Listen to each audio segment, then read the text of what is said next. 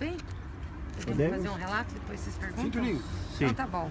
Olha, o presidente está muito bem, firme como sempre, indignado, né, ainda mais com essa notícia da nomeação do seu algoz como ministro da Justiça. Só confirma aquilo que nós já vínhamos denunciando desde o início e que ele mesmo falava. Ele é vítima de um julgamento eminentemente político. O juiz que investigou, que o condenou, agora passa a ser também o executor da pena com o ministro da Justiça do próximo governo. É lamentável que isso aconteça, é um escândalo mundial. Aliás, basta ver as manchetes e a abordagem que os jornais internacionais estão fazendo do caso. O Brasil está pagando um outro vexame, de novo no campo jurídico, internacionalmente falando. Isso vai ser muito ruim para o judiciário brasileiro, para o processo judicial brasileiro. O processo do presidente Lula está eivado de vícios, ele recoloca de novo qual é a prova da minha prisão aqui, por que eu fui condenado, mas na realidade o próximo ministro da Justiça foi aquele que ajudou Bolsonaro a ganhar a eleição. Impediu o presidente Lula de ser candidato. Durante o processo eleitoral soltou uma delação do Palocci que não tinha sido homologada para fazer debate político. O Ministério Público entrou também nessa vibe para fazer debate político, ou seja, Moro ajudou o Bolsonaro a ganhar a eleição.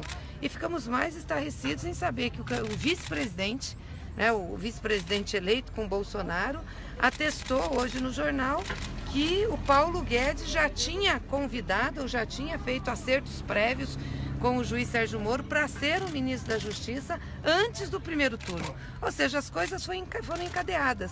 Nós gostaríamos de saber desde quando essa articulação com Bolsonaro e Sérgio Moro existe, para que ele viesse a ocupar agora um super ministério. Ou seja, o algoz de Lula está no Ministério da Justiça. Nós estamos reforçando o pedido para que o CNJ paute a denúncia que fizemos como bancada do Senado e da Câmara para investigar o vazamento do grampo que eles fizeram com a presidenta Dilma para impedir Lula de ser ministro. Eu creio que desde lá essa articulação está sendo feita, entendeu? Para desestabilizar e impedir que Lula participasse das eleições. E estamos pedindo para adendar essa denúncia no CNJ, exatamente com os fatos recentes da campanha e agora com essa situação em que Sérgio Moro é alçado a superministro da Justiça. Nós consideramos isso um escândalo. A denúncia internacional vai acontecer, os advogados estão tomando as providências, mas isso só confirma, absolutamente confirma aquilo que nós dizíamos. O processo que condenou Lula é um processo absolutamente político. Está preso aqui não é porque cometeu crime, não cometeu crime. Está preso aqui para não ter sido candidato a presidente para proporcionar que Jair Bolsonaro ganhasse as eleições. Eu acho que isso fica evidenciado hoje para nós com esse convite e esse aceite do juiz Sérgio Moro para ser o ministro da Justiça. Qual foi a reação do Lula ao saber do superministério que o Moro foi convidado? Ele está indignado com isso. Ele disse assim, isso só corrobora aquilo que nós já dizíamos, que meu processo é político. O Moro, ao invés de apresentar uma prova contra mim, aceita ser ministro. Exatamente comprovando a nossa tese de que me condenou por um PowerPoint, me condenou sem ter fato concreto e que estava a serviço de uma causa política. É isso que está em jogo. Eu quero que me digam por que eu estou preso aqui, qual é a prova. E agora estão com outro processo, que é o processo Sítio de Atibaia, que absolutamente não tem prova alguma também. Qual é a prova? O Lula é dono do sítio? Também não é dono do apartamento, não é dono do sítio, não é dono do terreno do Instituto Lula. E está sendo condenado, e está sendo processado por 2 desses e condenado por um terceiro. E o seu algoz, o seu condenador, vira ministro da Justiça, de um super ministério. Gente, isso é muito grave. Eu não sei se as pessoas estão sabendo da gravidade dos fatos que é isso. Isso desmoraliza o judiciário brasileiro. É muito grave o que nós vimos. E quais vão ser as outras medidas? A senhora comentou já a respeito de algumas para o CNJ. Que outras medidas o PT e os advogados de defesa do CNJ no âmbito do PT e da nossa bancada, que é onde nós podemos atuar. Em relação aos advogados, ao Poder Judiciário, eu falei hoje com o doutor Cristiano e a doutora Valesca, estão estudando todas as medidas, tem que fazer os recursos, terão reunião com o presidente Lula e com certeza farão os pedidos devidos e que são necessários serem feitos para a gente vencer essa falta de isenção e de parcialidade que nós tivemos no julgamento do presidente. Senadora, cabe alguma medida no STF para contra essa ação, até para libertar o presidente Lula? Sim, os advogados, com esse fato novo superveniente, já estão estudando as medidas que são necessárias. Mas ainda não há uma estratégia definida em relação Não, eles não a isso. falaram ainda as medidas, estão terminando de estudar, são várias, não serão uma só, e vão divulgar com certeza, vão divulgar através de nota, enfim, para esclarecer. Então, nesse terreno eu prefiro que Isso eles deve falem. envolver também a questão da ONU? Ah, com certeza envolve, até porque um fato importante foi a decisão da ONU não ter sido considerada pelo Judiciário brasileiro, nem pelo Supremo, nem por uma outra instância, e ela foi reiterada, então com certeza cabe. Presidenta, como o partido vai se posicionar agora daqui para frente? Como ele vai trazer militância para Curitiba, para estar na resistência? Olha, a resistência nós sempre fizemos e vamos continuar fazendo. A campanha Lula Livre faz parte da nossa vida partidária, e vamos continuar denunciando isso, mobilizando a militância. O que nós queremos para Lula é justiça, nós queremos um processo justo, só isso, um julgamento justo, nada mais. Nem mais nem menos que qualquer outra pessoa teria. Só que o que está acontecendo e hoje ficou cabal a prova disso é um julgamento político. Olha, o outro tema que foi discutido na reunião, esse foi o tema prioritário, foi uma avaliação desses primeiros passos do governo Bolsonaro. Quer dizer, de um lado, ele repete a estratégia do governo Collor de criar um Ministério da Economia que reúne o Ministério da Fazenda, Planejamento, Orçamento e Gestão e o Ministério de Desenvolvimento, Indústria e Comércio, num único superministério. Qual é o problema desse movimento? É que a experiência mostra que isso dificulta muito a gestão do Estado. O Ministério do Planejamento, além de toda a gestão de pessoal, e hoje está aqui quem era o responsável por essa negociação de todas as carreiras do funcionalismo, negociações salariais, do plano plurianual, da lei de diretrizes orçamentárias, da gestão do orçamento no dia a dia, é quem faz a interface com todos os ministérios do governo. Então você preserva a Fazenda para cumprir a missão essencial dela, que é o quê? A consistência macroeconômica, a responsabilidade fiscal e o crescimento da economia.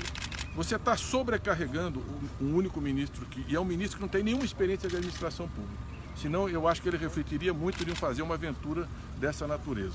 E você está desconstruindo o Ministério da Indústria, que esse mês cresceu menos 1,8%. Não tem mais interlocução no governo, eles vão esvaziar o Banco Nacional de Desenvolvimento Econômico e Social. Então o que representa isso? A manutenção da emenda constitucional 25, daquele teto declinante dos gastos. Nós vamos ter um ajuste neoliberal selvagem no país. E as consequências sociais serão graves. E a gestão no governo será difícil e complexa. Por isso que você junta justiça, segurança, coloca a Polícia Federal, a CGU, todo um poder político, jurídico, policial na mão de um único ministério, que vai ser a construção de um Estado autoritário que vai aprofundar esse estado de exceção seletivo que nós estamos vivendo. Eu me pergunto, o que esse ministério tem a ver com aquele discurso do domingo que dizia que os vermelhos seriam presos ou teriam que ser exilados do país? O que esse ministério tem a ver com o que está sendo votado no Congresso Nacional de criminalização como organização terrorista aqueles que lutam por moradia ou lutam por terra, num país que ainda é um dos mais desiguais do planeta, que nós temos uma imensa demanda social. O problema da moradia é um problema de política pública, é de negociação com os movimentos, é de construção de habitação popular.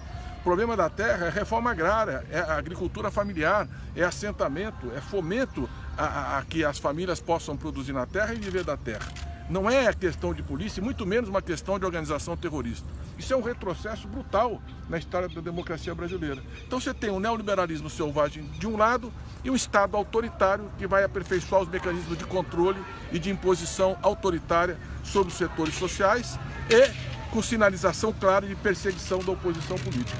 Então isso preocupa muito o presidente, tanto para o futuro da economia e do país, futuro da sociedade, quanto o próprio futuro do Estado Democrático de Direito no Brasil. E como que o PT pretende reorganizar a oposição, considerando toda essa discussão que tem havido com o Ciro e até com outros partidos que normalmente sempre estiveram alinhados mais à esquerda? Nós chegamos com 47 milhões de votos, vencemos mais uma vez, ganhamos as últimas 4 eleições presidenciais, fomos para o segundo turno de novo, com uma votação muito expressiva, E se você olhar que nós somos 147 milhões de eleitores e que o candidato vitorioso teve 57 milhões de votos, 62% dos eleitores brasileiros, quase 62%, não votaram nele. A maioria do povo brasileiro, dos eleitores com direito a voto, não votaram em Bolsonaro. Por isso há uma imensa insatisfação na sociedade. 42 milhões de pessoas votaram nulo, ou votaram em branco ou se abstiveram. Então, além dos 47 milhões de votos que votaram em Fernando Haddad. Então nós temos, e uma parte dos eleitores de Bolsonaro votaram por insatisfação, por essa crise de representação política, votaram inclusive com pouca informação, uma campanha que não teve um debate, que o candidato usou todos os tipos de pretextos para fugir de uma discussão transparente. Eu o conheço há 28 anos, chegamos na Câmara dos Deputados juntos, ele não aguenta o debate sobre qualquer matéria relevante nesse país, é por isso que ele fugiu. Então o tempo vai mostrar, infelizmente nós só vamos descobrir isso depois da eleição. E qual é a nossa estratégia? Uma grande frente democrática para defender a democracia brasileira, para defender os direitos, a liberdade de expressão, de manifestação, para defender inclusive a própria imprensa, porque os primeiros sinais não são bons em relação à liberdade de imprensa. E nós tivemos uma relação sempre republicana, o mais amplo respeito à imprensa brasileira, e de outro lado, defender os direitos dos trabalhadores, as políticas, educação, saúde, porque esse ajuste neoliberal selvagem significa retirar, por exemplo, da educação o caráter de ser um bem público, um bem de todos, direito de todo cidadão, e passar a ser uma mercadoria para aqueles que podem pagar. Nós vamos lutar contra isso. E aquela imensa manifestação que nós tivemos, ele não, vai voltar para lutar pelos direitos do povo e em defesa da democracia. Mas e como fazer essa frente seguros. democrática, por exemplo, com o Ciro, por exemplo, que está com um ponto de vista crítico em relação ao PT? Nós vamos chamar todos aqueles que têm compromisso com a democracia e com a defesa dos direitos. E todos aqueles vão refletir e vão avaliar, e eu não vou discutir casos específicos. E isso inclui, inclusive, partidos normalmente, tradicionalmente rivais, como o PSDB, por exemplo? Evidente, e o PSDB, nós tivemos lideranças importantes do PSDB que não só sinalizaram o voto em Haddad, alguns não sinalizaram, mas manifestaram claramente a insatisfação, por exemplo, com aquele discurso do domingo, por exemplo, com a ameaça ao Supremo Tribunal Federal. O próprio Fernando Henrique Cardoso teve manifestação. O PSDB, que tem uma memória em Mário Covas, Teotônio Vilela, Franco Montoro, esse PSDB seguramente estará conosco na luta democrática. Agora, há um outro PSDB de Dória, que é um PSDB totalmente alinhado com esse governo de extrema-direita, que o mundo inteiro está perplexo. O mundo inteiro está se questionando que caminho é esse que o Brasil está percorrendo. A liberdade vai vencer o autorismo e a repressão. E a democracia vai derrotar essas propostas autoritárias. É isso que nós vamos lutar. E quem lutou está muito orgulhoso do que fez. Pessoal, acho que encerrou então. Vamos ali para a vigília. Obrigado.